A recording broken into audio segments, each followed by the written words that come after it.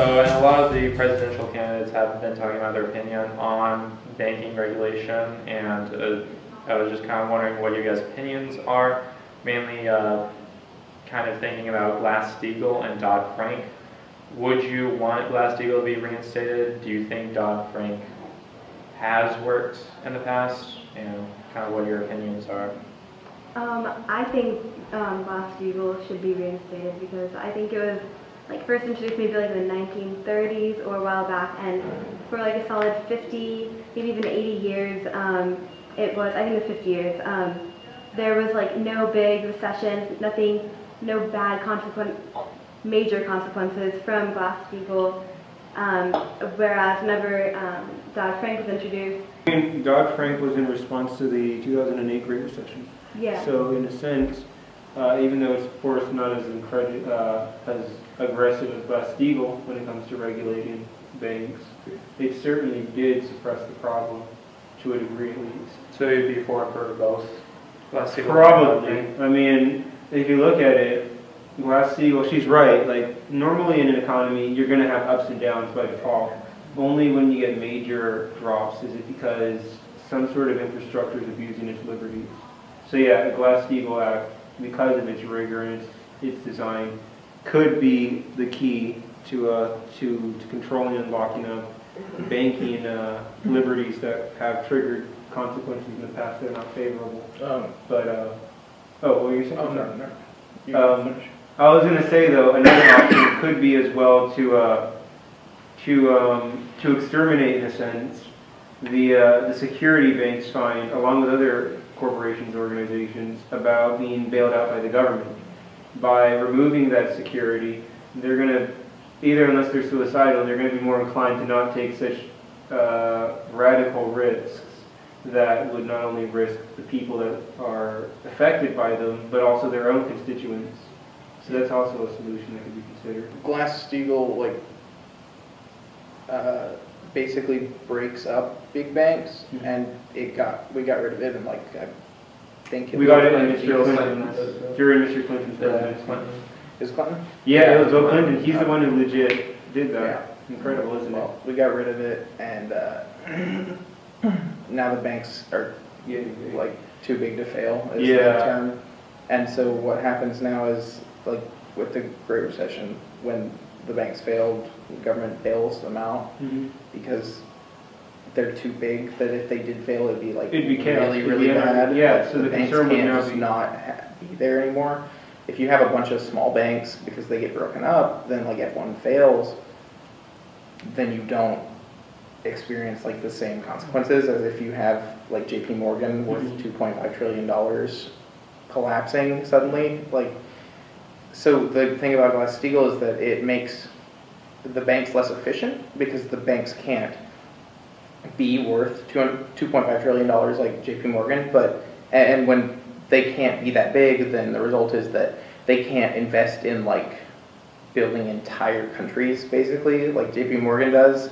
JP Morgan has so much unity and how big of a bank they are that they themselves can make the decision to invest in one region, right? They have so much power on their own to make a unified decision that kind of helps them, right? But the downside of that is that they're so big that they know that the government will bail them out if they make bad choices.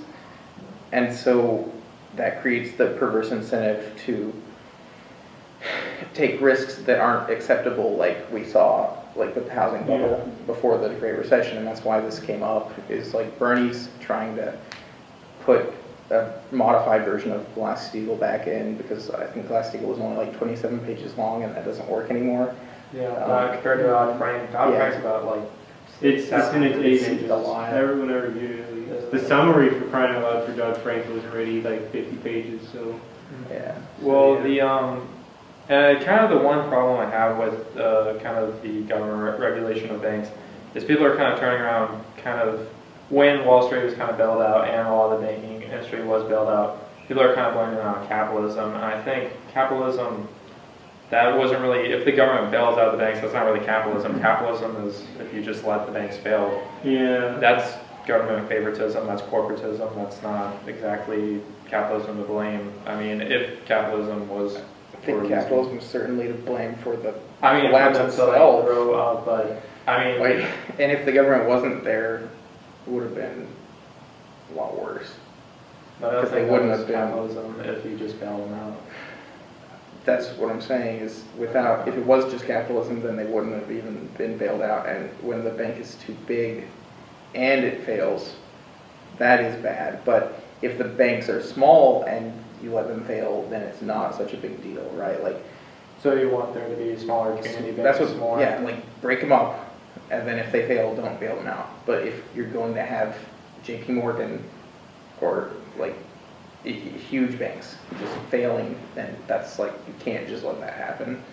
But I mean, isn't that, if you want there to be smaller community banks, it wasn't that problem with dodd-frank because the number of small banks decreased because of dodd-frank, because when you have like 700, 800 pages of massive regulation, only large banks can afford to go through all that massive regulation. Only large banks can afford to go through kind of that massive bureaucracy. We actually saw, I don't know the specific percentage, but before Dodd-Frank, about small community banks controlled, I think, 20% of all bank assets. And because of Dodd-Frank, that was reduced about half. So because when you have a massive amounts of regulation that like the government has to oversee your assets and things like that, really small community banks can deal with that. I mean, do you guys think? Well, like I said, the Dodd-Frank bill was passed in response to the recession. It was like a bandage of sorts, kind of like Mr. Roosevelt's New Deal bills. A lot of them were just to correct the problem that had occurred and try to minimize the casualties of the effects. But the subject itself, it'd be a very complicated topic. Yeah, you need to have banks that have the power and resources to invest and grow, but you can't have them at a certain margin where if they do fail because of irresponsibility or ambition, it can risk and jeopardize the collapse of an entire nation. Like, had we not bailed out J.P. Morgan after the house bubble popped, the U.S. would have collapsed and we would have fallen apart in a sense, or at least a lot of it would have been lost. And that's of course being extreme in cynicism, but the odds are it would have been dramatically, it'd be massive, especially with the general population, the lower income people that are trying to pull their money out, panicking. So I'm definitely saying that obviously we don't want massive banks to control such large assets. yeah. And I think if smaller community banks within your community had more assets, we want more of those. But Well, then the subject would be simple then, to create a bill that merges the best qualities of both the Dodd-Frank and Glass-Steagall Act together, so that you can break up the banks, but not to the extent that they're nothing, but keep them at a position where a good example could be, say, the J.P. Morgan is several trillion. I don't know the exact number though of its value. You said it was what was it, 2 trillion? 2.5. 2.5. They didn't collapse. Yeah. It was Lehman Brothers, but Well, yeah, but the subject would be to break them down in a way that they still have enough influence to make an impact, but not enough to be a severe loss to the nation and the people that are investing in those banks. Of course, the Glass-Steagall Act also ensured the protection of certain, checking account as to savings account. So without that, there's a liability now that in the event of a bank collapse, you do risk your own savings. So that is certainly something that needs to be secured and perhaps even put as an amendment in the U.S. Constitution, given the relevance of banks in society. So that would be a major subject if you want to actually secure the safety of your people and your nation and your economy. As to referring to just if you support it or you don't, it'd be kind of like saying, do you support, Stalin communism or American capitalism? It's a very difficult to say yes or no to either because they both have their pros and cons, but honestly, in the end, you're still going to say yes to American capitalism. So, that might be a bad example, but the point being, to say no to supporting Glass-Steagall or the Dodd-Frank Act would be to say I am very complacent with the idea of letting banks and government and corruption grow and flourish and risk the safety of a general population. Whereas if you say yes to supporting them, you're ultimately saying yes to, of course, some flaws in the legislation that can be reformed, but at least you're supporting and advocating for the safety of the people and the belief that we can create something to protect them. So, I mean, would you guys be open for, I mean, I guess, so with Dodd-Frank, would you be open to the idea of maybe for only larger banks that there would be massive regulation overseeing those large banks, but not for smaller banks, or? I think that'd be a good start. Of course, by doing that, you do increase the possibility of scandals in smaller banks and corruption in smaller banks that are less regulated. But at the same time, you're creating this tension with larger banks that make sure they can't do audacious moves that can damage the economy, especially when they're investing in things that they know for a fact could destroy a great deal, and they have security of bailouts. And of course, if you want to really get into the detail, whenever a government bails out a country, it invests a great sum of its taxes and its profits and its income into bailing out that company. So you're still hurting your populace by bailing these guys out, but at the same time you're feeding the guys that that caused that whole chaos. So Yeah, I think just Dodd-Frank, my only problem with that is just that when you do have a massive amount of regulation, only larger banks succeed in that. that's what I'm saying, it's like a bandage. It would have to be replaced. Of course, though, before we can even talk about this, we'd have to know what can Congress or the Senate, depending on who proposes the bill first, be able to get that passed. Because of course, we currently have a stalemate in both sections of the House. So this is just talking away until we start saying what can we do to really impact the future of this country as a community and as a society. But of course, that's getting out of the topic and out of the box, and I apologize for that. No, I think we should just break them up. Hmm. Just break them up. Just break them up. Don't let them get so big that they can't fail. No, I concur with them. If we wanted to really summarize it, that's probably the wise thing to do. But what are your thoughts? You're certainly thinking something important. I'm not very familiar with either act personally. I think that we do need to grow small banks so that there is some sense of competition, perhaps having lesser regulations on those so that there are incentives for people to invest in small banks instead of in larger banks.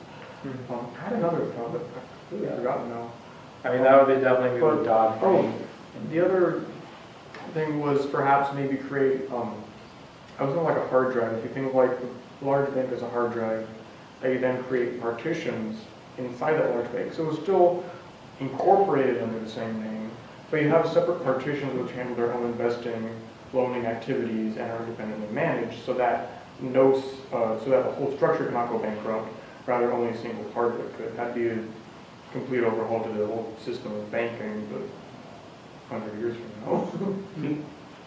The reason why I'm okay with the idea of Glass-Steagall that a bank shouldn't be allowed to be in commercial banking and investing banking is because I think that's really against capitalism, because I think when you get down to capitalism, people say capitalism, that's anti-government and that's government keeping out the economy, but I think when you get down to it, it's basically just mutual voluntary exchange and match. And so two parties kind of usually agree on a exchange, and then that's okay. But if I go to a bank and I give them my money, I don't think they should be allowed to just simply take my money and invest it into something else. And if they lose that money, then I basically bankrupt. Yeah. So that's basically. So I think when a bank is allowed to do commercial banking and investing banking, that's against the entire concept of capitalism. And some people will say, government intervention, that's anti-capitalism. I think it's just, that's okay if they're kind of protecting the idea of mutual exchange and competition. But yeah. Yeah, it's like when a parent, it's okay to let your kids have freedom, but don't give them everything, because then you never know what they're going to do. And it can be really crazy, especially if it's a house party. But of course, that's, that's lining it up a little light in the subject. How about you, Madam President? What are your thoughts? Well, on exactly what? On the subject in general, like when we've been discussing the bills, but I mean, he brought up a very key subject in relation to how you handle banks. And ownership capitalism? well, yeah. What are your thoughts? Good or on bad, that? necessarily. I guess kind of like in this case, I think that, okay, so yes, definitely banks should be broken up, but I also think, I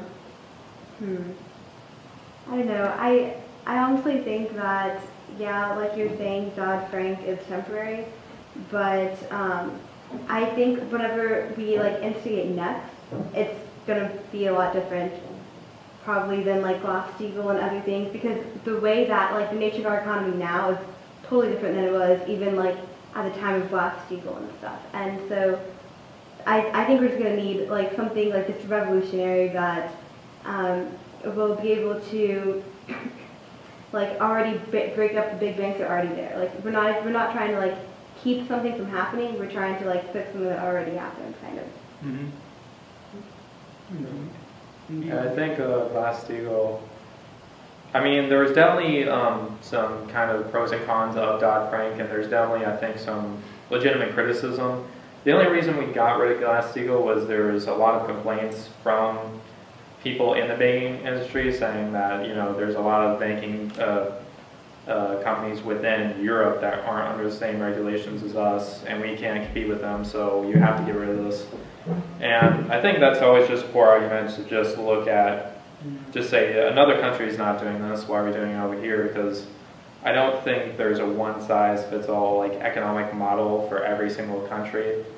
And I think, I mean, if you look at China, yeah, they're paying their workers a lot less. That doesn't mean it's morally right, or that doesn't mean it would economically work over here. So I think that's always just kind of a poor. Let's not forget as well argument. that a lot of Mr. Clinton's support came from banks. So there's of course that personal incentive to pay them back. I mean, this is off topic of course, but let's just pause for a moment to realize that Mr. Clinton, one of the most popular political speakers, legitimately might have been one of the guys that were the guys that triggered the Great Recession.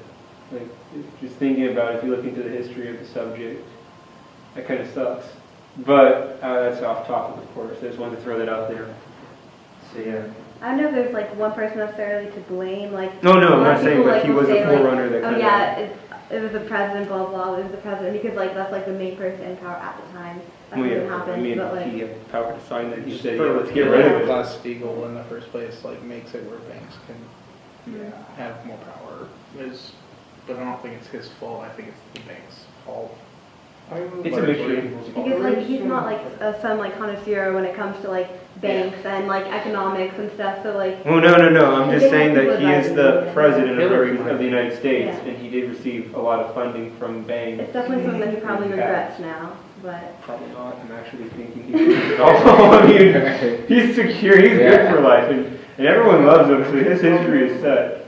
He's gonna be the I first think man. that creates some game of things, is that you can't resurrect the Glass-Steagall Act, which was reactionary to the Great Depression, because we're living in a much more global economy now.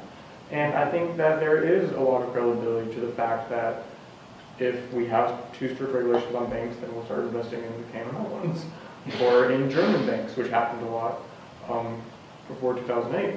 And so you have to let American banks be competitive while also protecting the consumers. The thing that I was just thinking about is that I have my money invested in Bank of America, and all I'm getting in return for that is that I don't have to store it under my mattress. So I think that something we could look at is returning the benefit of banking to the consumer, because they are taking on an inherent amount of risk by using a bank. And so, I mean, now interest rates are at what, like 0.7% or something a year?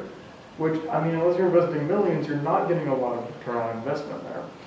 So, I mean, if there was like a way to rank the strength of investments and then pay back interest based on that strength, like if they're going to use 100% of your money, they'll pay you 15% interest. If you've invested 10 million, they're only using, 8% of your money, they're going to pay you back 2% interest, something like that, where the risk that the bank is essentially taking on your behalf is proportional to the possibility of reward for the consumer. Well, that makes sense, and that leads back to the point that take the best out of these bills, and then create a new bill that would implement not only the best of those, but also new things like you just made reference to, Breaking them. that would benefit people. Like breaking them up. Yeah, breaking them up certainly, but also, like you said, in working for the consumer. Of course, the banks would do nothing without the mass populace, and that would be something that would definitely reduce the stigma people have when they think of banks, especially minority groups that don't support banks very often. And by doing that, you could actually get more minority groups to be involved in the banking system, and that would benefit everyone mutually, in a sense. So yeah, that's Matthew makes a very strong point that is actually very applicable, as well as what Shane has said about breaking them up moderately, but at the same time giving them enough support so that they can invest in the people they're working with and having to rely on, in a sense. If the government was formally say, we're not going to bail you out unless you're a dramatically sizable bank and we have no choice or else we're all screwed. But even then, at that point, the goal would be to break them up so they don't get to that status. So yeah.